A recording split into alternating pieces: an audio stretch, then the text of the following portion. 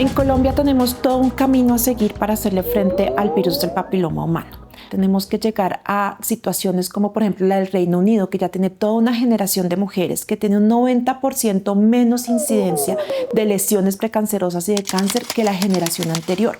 ¿Por qué? Porque alcanzaron una tasa de vacunación mayor del 90% cuando inició el programa de vacunación. En Colombia inicialmente tuvimos una tasa de vacunación casi tan buena como esa, pero desafortunadamente por los factores culturales, sociales que hemos ya mencionado previamente, vimos una baja muy importante de la vacunación.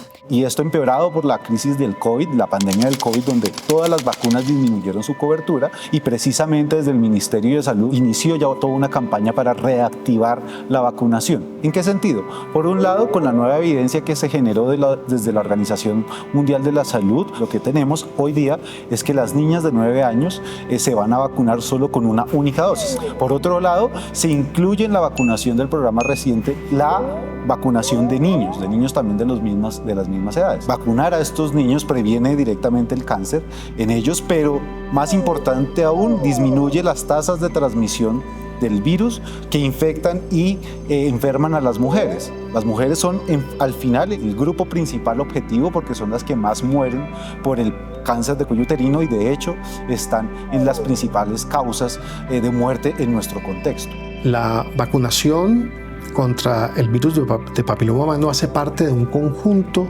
multimodal de estrategias de salud pública y debe hacer parte de una política pública de salud sexual y reproductiva. En ese sentido, la pedagogía y la educación en salud sexual y reproductiva es fundamental, no solo para prevenir el cáncer de cuello uterino, sino para asociar la vida sexual a un proyecto de vida. En ese sentido, sí, hay que articular las estrategias de salud pública, gestión del riesgo con políticas públicas orientadas a la beneficencia, es decir, a la noción de vida buena que cada persona elige para sí misma, o como diría el Premio Nobel de Economía Amartya Sen, elegir el tipo de vida que cada quien tiene razones para valorar. En ese sentido también es importante reconocer estrategias que se han implementado en el país, no solo en relación con la vacunación, sino con salud sexual y reproductiva, y que han tenido unos desenlaces importantes. El proyecto Arauca, por ejemplo, en Colombia, articulado desde la Liga Colombiana contra el Cáncer, se ha trabajado con las comunidades en ambientes educativos, con maestros, con profesionales de la salud. En ese sentido, necesitamos esfuerzos intersectoriales, sector salud, sector educativo y políticas públicas de salud sexual y reproductiva. La actualización del esquema de vacunación a una sola dosis para niños y niñas sería una medida muy positiva que facilitaría el acceso a la vacuna en Colombia. Para que la campaña funcione y haya respeto por la autonomía y cosmovisión de cada persona, es muy importante brindar información sobre la evidencia que respalda los nuevos lineamientos de una manera clara y empática. Es la educación transversal a todos los que tenemos que ver con los temas de prevención. Si yo no educo suficientemente al personal de salud que está inmerso y que está frente a una mamá que va a preguntar por la vacuna para sus niñas y ahora también para sus niños, pues lo más seguro es que lo que generemos sean dudas. Básicamente lo que uno quiere es que se entienda la potencialidad que tiene una infección de transmisión sexual en volverse cáncer, pero lo que no queremos es que el tema se quede en la sexualidad. Quedarse en que yo estoy previniendo una infección de transmisión sexual creo que lo que produce es más temor o menos posibilidad de que sea un tema a discutir. El tema central es prevención de cáncer y son varios cánceres, o sea, no estoy previniendo tan solo uno. Vale la pena aclarar que es la segunda vez que vacunamos contra un cáncer. Cuando les ponemos la vacuna de hepatitis B a nuestros recién nacidos, estamos evitando la infección de hepatitis B para que cuando sean adultos no les dé hepatocarcinoma generado por hepatitis B. ¿Cuál es la diferencia?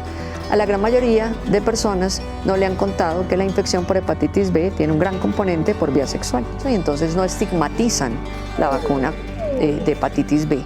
En el caso de la vacunación, la población debe tener claro que es una estrategia altamente efectiva por un lado, pero sobre todo muy segura. Hay evidencia contundente en que demuestra que los efectos adversos asociados a la vacunación son menores como cualquier otra vacuna. Pues inflamación, dolor local en el sitio de punción, pero eso pasa con el tiempo, digamos, muy rápidamente. Evidentemente hay que partir de algo. No existe ninguna intervención médica profiláctica, no existe ninguna intervención humana que no esté abocada al riesgo. Toda acción humana tiene un umbral de riesgo. En la vida, alguien decía que la vida es una continua negociación con la incertidumbre.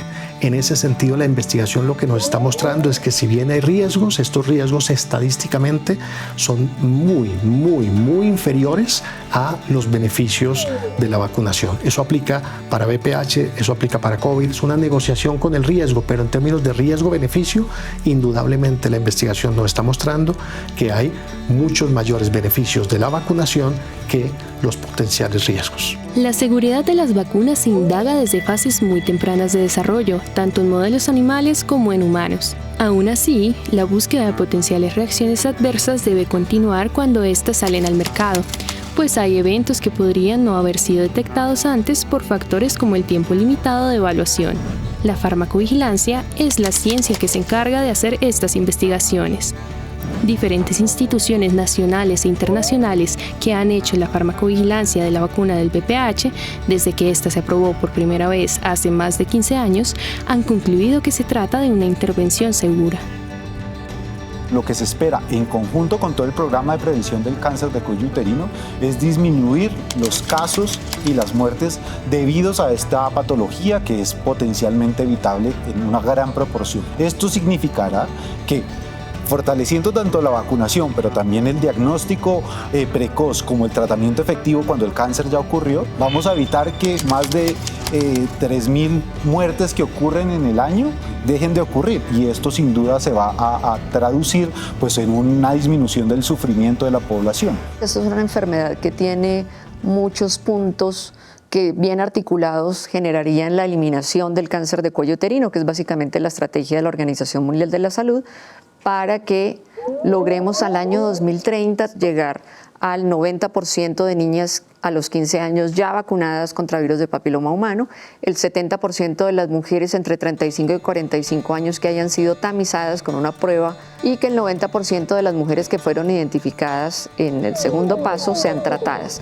Si uno articula esas tres estrategias, lo que llegaría a tener es una reducción de 4 por 100.000 mujeres en el mundo. Eso básicamente lo que significa es que sigue existiendo, pero deja de ser un problema de salud pública. Entonces, ¿a dónde debemos llegar? Debemos llegar a un índice de vacunación alto, a vacunar a los niños y a las niñas y a ser conscientes de que la prevención de la enfermedad es mucho más importante que los estereotipos y que las prevenciones morales que podemos llegar a tener frente a la sexualidad o frente a ciertas enfermedades.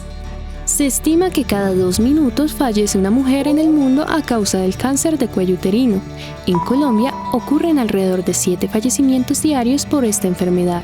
La mayoría de estas muertes se podrían evitar mediante la vacunación, el tamizaje y el tratamiento oportuno. Los datos acumulados a lo largo de los años respaldan la seguridad y efectividad de esta vacuna. La solución está en nuestras manos. Tomar decisiones basándonos en la evidencia científica, tratando de entender sus implicaciones tanto individuales como colectivas, podría reducir los casos y eventualmente lograr que el VPH deje de ser un problema de salud pública en el futuro.